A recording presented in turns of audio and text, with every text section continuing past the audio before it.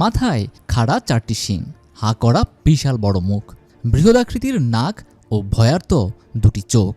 নেটিজেনদের অনেকেই এটিকে ক্ষমতাচ্যুত প্রধানমন্ত্রী শেখ হাসিনার প্রতিকৃতি হিসেবে ধারণা করছেন।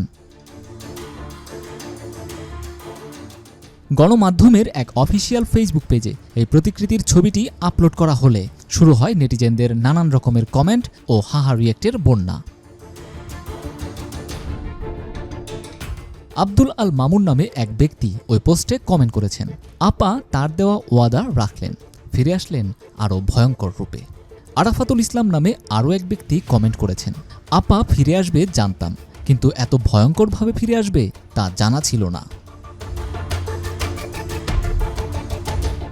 পয়লা বৈশাখের সকালে ঢাকা বিশ্ববিদ্যালয়ের চারুকলা অনুষদের সামনে থেকে বের হয় এই বর্ষবরণ আনন্দ শোভাযাত্রাটি।